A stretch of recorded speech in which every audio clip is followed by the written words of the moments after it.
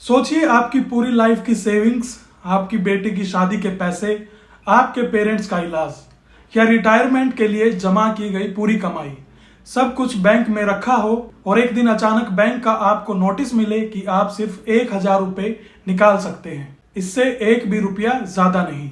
Bank की तरफ से ना कोई एक्सप्लेनेशन, ना कोई क्लियर सॉल्यूशन, बस एक नोटिस। 2019 में इंडिया में हजारों लोगों के साथ यही हुआ था। ये कहानी है पीएमसी बैंक स्कैम की, एक ऐसा बैंकिंग क्राइसिस जिसने लाखों लोगों का ट्रस्ट तोड़ दिया। Punjab and Maharashtra cooperative bank यानी पीएमसी बैंक 1983 में शुरू हुआ। धीरे धीरे ये बैंक इंडिया के सबसे प्रॉफिटेबल कोऑपरेटिव बैंक्स में शामिल हो गया। देश भर में बैंक की कुल 137 ब्रांचेज थे, जिनमें लगभग 100 ब्रांचेज सिर्फ महाराष्ट्र में थी। इसके अलावा कर्नाटका, गोवा, दिल्ली, मध्य प्रदेश और गुजरात में भी इसकी ब्रांचेज थी।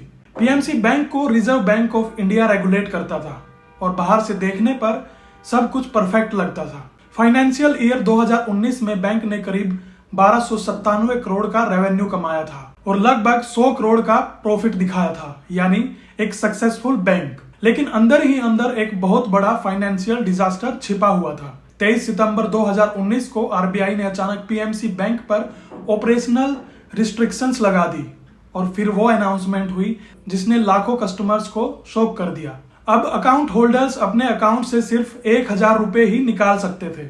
सोचिए, जिस इंसान ने सालों की मेहनत की कमाई बैंक में रखी हो, उसे अचानक सिर्फ 1,000 रुपए निकालने की परमिशन मिले।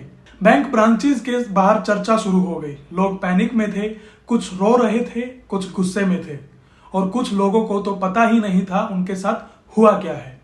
जब प्रेशर बढ़ने लगा तो आरबीआई ने विड्रॉल लिमिट बढ़ाकर 10,000 रुपए कर दी। फिर नवंबर 2019 में इसे बढ़ाकर 50,000 रुपए किया गया और इसके बाद जून 2020 में लिमिट को बढ़ाकर 1,00,000 रुपए कर दिया गया। लेकिन तब तक लाखों लोगों का भरोसा टूट चुका था। अब सवाल था, आखिर ऐसा हुआ कैसे?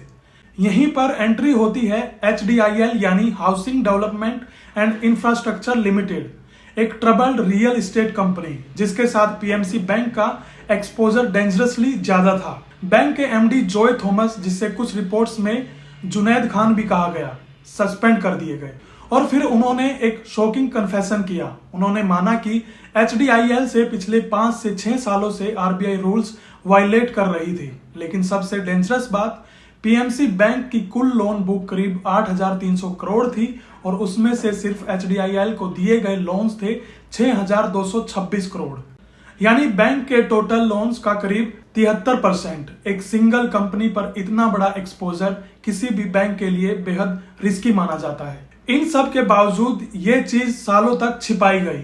जब HDIL फाइनेंशियली कोलैप्स होने लगी तो पीएमसी बैंक की असली हालत भी सामने आने लगी। HDIL, उसके प्रमोटर्स राकेश वाधवान और सारंग वाधवान और बैंक के कुछ फॉर्मर ऑफिशियल्स पर फ्रॉड के आरोप लगे। फिर मामला कोर्ट पहुंचा। हाई कोर्ट ने एक 3 मेंबर कम्युनिटी अपॉइंट की जिसका काम था HDIL की एसेट्स बेचकर पीएमसी बैंक डिपॉजिटर्स का पैसा लौटाना।